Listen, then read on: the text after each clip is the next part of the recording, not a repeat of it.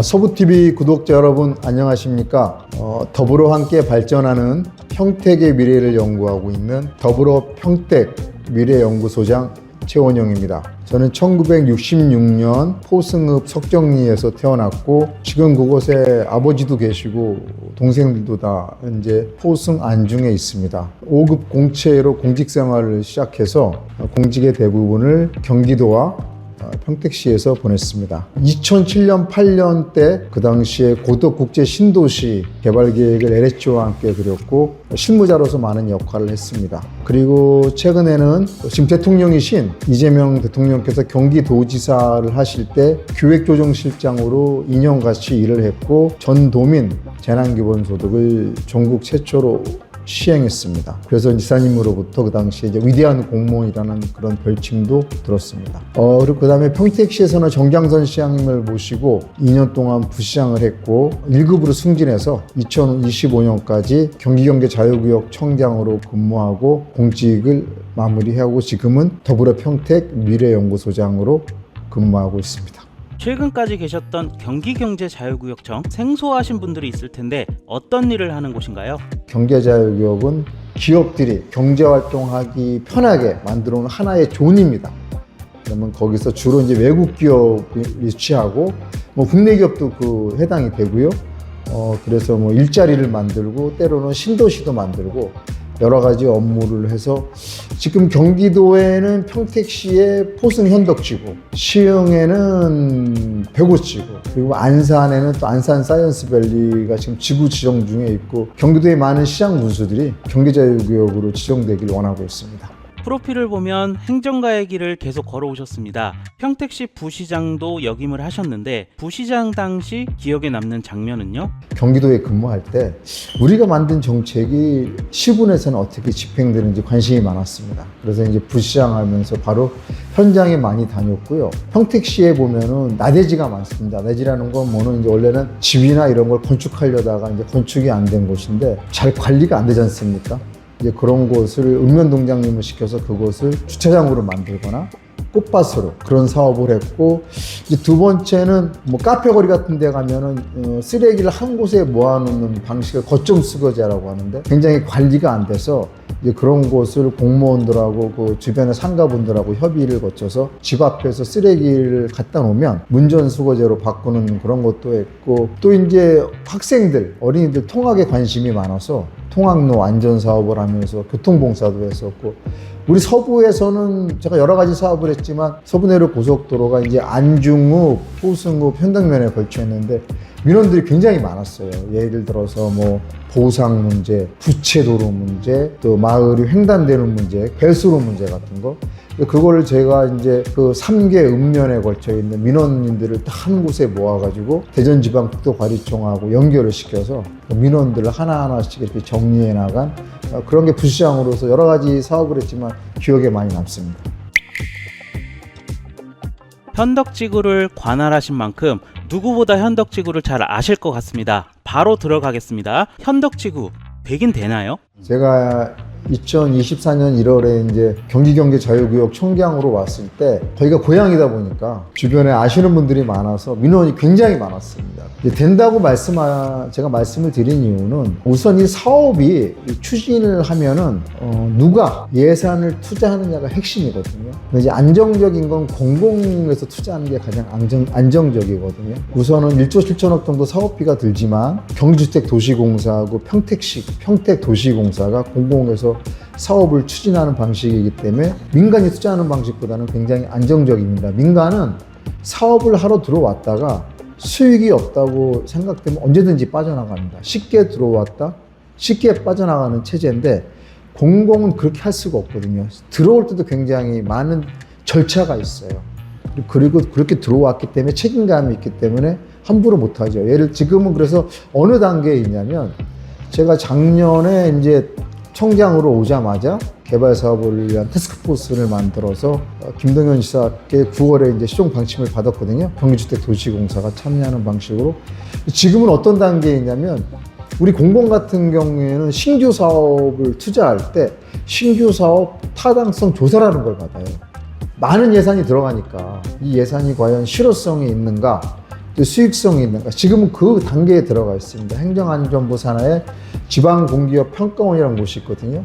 거기서 이제 그 타당성 조사를 받고 있고, 거기서 그 조사가 끝나면 내년에 사업 시행자가 지정이 됩니다. 그 결과로 해서 사업이 타당성이 있고 추진할 가능성이 추진해야 된다고 판단이 되면 경기주택도시공사나 평택도시공사를 사업 시행자로 지정이 하고, 지정이 되면 그 다음에 땅을 저희들이 이제 사야 되잖아요. 그 다음에 이제 보상 같은 단계를 거쳐서 2031년부터는 토지를 기업들한테 이렇게 저희들이 공급할 수 있게 됩니다. 경기경제자유구역 청장 역임 당시 현덕지구를 어떻게 계획하셨고 현덕지구의 미래는 또 어떻게 보시는지 한 말씀 부탁드립니다. 현덕지구 바로 옆에 포승지구가 있어요.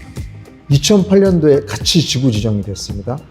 포승지구는 62만 평, 현덕지구는 70만 평인데 포승지구는 지금 거의 분양이 됐어요. 포승지구는 어떤 방식이냐면 공공주도의 산업단지, 일자리를 만드는 방식이었고, 현덕지구는 민간주도, 민간이 주도적으로 개발을 해서 아파트 주택을 공급하는 방식입니다. 24년 1월에 왔더니 현덕지구를 민간 주도로 주택을 공급하는, 아파트를 개발하는 방식으로 했는데 제가 거기서 안 된다는 판단을 했어요. 바로 옆에 3km 떨어진 곳에 화양지구가 있습니다. 전체적으로 아파트 경기가 좋지 않아요. 그런 경우에는 민간은 절대 들어오지 않습니다.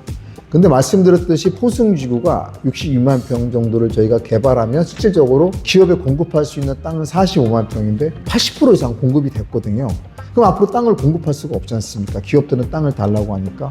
저는 그래서 현덕지구의 미래를 산업단지, 공공주도로 개발을 해서 산업단지를 만들어서 일자리를 만드는 방식으로 방향을 결정했고, 이제 우리 현덕지구는 서부 내륙 고속도로가 개통이 되고 서해안 고속도로가 개통이 되면서 교육 여건이 굉장히 좋아졌어요. 그쪽은 지금도 물류기업들이 관심이 많이 있거든요. 물류용지하고 산업시설 용지를 만들고, 산업시설 용지는 평택이 아무래도 아직까지 경쟁력 있는 반도체, 자동차, 그 다음에 수소, 이런 산업으로 저희들이 기업들한테 토지를 공급하려고 합니다. 포승 현덕지구를 포함해서 평택항 전체가 발전 가능성이 높은 지역인데요. 그에 맞는 인프라 구축도 굉장히 중요해 보입니다. 평택항 인프라 구축에 대한 생각은 어떠신지 한 말씀 부탁드립니다.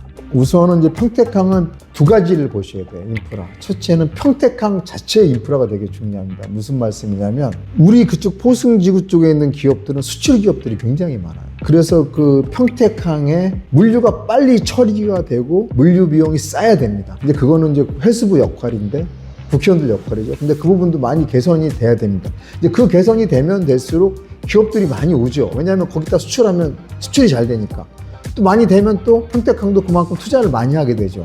선순환 구조가 만들어지고, 두 번째는 이 주거 여건이 되게 중요해요. 제가 이제 거기서 한 1년 반 근무하면서 느낀 게 뭐냐면, 일자리가 많음에도 불구하고 많은 사람들이 출퇴근을 합니다. 뭐 우리 평택 남부에서 오는 건 말할 것도 없고, 뭐 동탄에서도 오고 수원에서도 오지요. 저는 화양지구가 굉장히 중요하다고 생각해요. 그래서 화양지구의 주거 여건을 잘 만들면 이 사람들이 굳이 멀리 출퇴근을 하지 않겠죠. 화양지구는 뭐 아시겠지만 현덕, 안중 다 걸쳐 있는데, 또 포승도 가깝고, 거기에 적정 인구가 거기에 이제 거주하게 되면 자연스럽게 직주 근접, 이상적인 어느 도시를 만들 수 있다고 생각하기 때문에 저는 화양지구가 정상적으로 자리를 잡고 화양지구가 도시 자체로서 경쟁력을 만드는 게 굉장히 중요하다고 생각합니다. 평택시는 수소 1번지라는 타이틀도 가지고 있습니다. 수소는 앞으로 어떻게 쓰여지게 되나요? 수소를 어떻게 쓸 수 있냐, 두 가지 방식이 있을 수 있어요. 여러 가지 방식이 있지만 대표적인 방식이, 우선은 우리 평택항에 지금 LNG 인수기지가 있는데, 앞으로 수소가 이제 대한민국의 전 세계 대표적인 연료가 되면 그것이 수소 인수기지가 될 겁니다.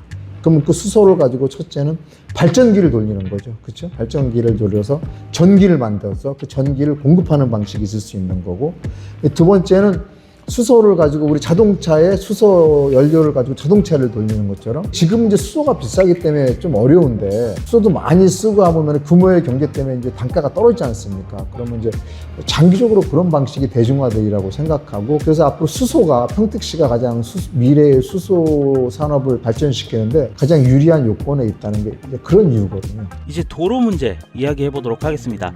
현재도 많이 혼잡한 이 도로 문제, 어떤 생각을 가지고 계신가요? 제가 말씀드렸듯이 뭐 현화지구, 송담지구, 화양지구가 있듯이 그것의 주거 여건을 잘 만드는 거예요. 현덕지구에서 화양지구까지 3km밖에 안 돼요. 직선거리가. 3km라는 거는 그냥 자전거 타고 출퇴근이 가능한 거리지 않습니까? 그렇죠? 우선 그거에 우리가 이제 관심을 둬야 되는 거고. 근데 도로를 말씀하셨지만 이제 도로라는 것이 관리 체계가 세 가지가 있습니다.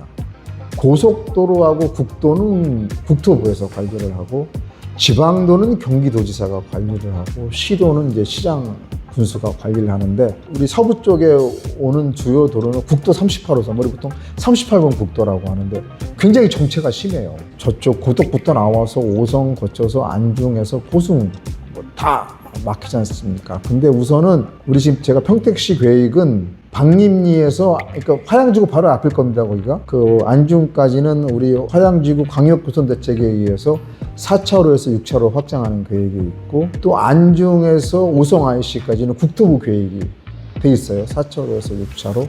그 다음에 거기서 또 고덕을 지나서 신대리까지는 또 광역구선대책에서 돼 있습니다. 돼 있는데 이것이 말씀드렸듯이 국토부 사업이고 시 사업이 아닌 경우도 있어서 좀 늦어지는 거고, 이제 평택의 도로 체계는 뭐가 문제냐면 엄청난 교통량에 비해서 도로 하나에 의존하는 게 문제예요.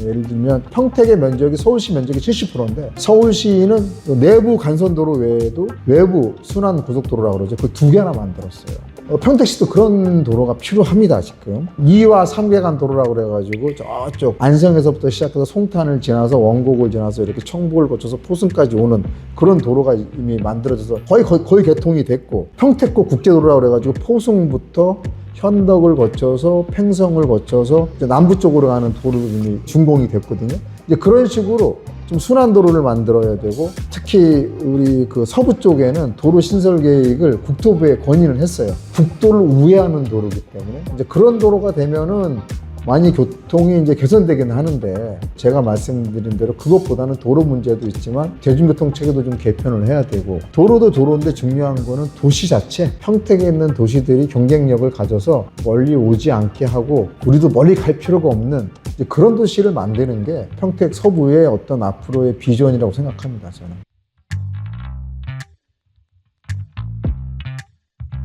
서부TV 구독자 여러분, 더불어 평택 미래연구소장으로서 광고 하나 드리겠습니다. 저희가 연구소 개소 기념으로 10월 18일 2시 평택대 예술관에서 이재명 정부와 평택의 미래라는 주제로 토크 콘서트를 계획하고 있습니다. 많이 오셔서 평택의 미래에 대해서 함께 고민하고 의견 주십시오. 감사합니다.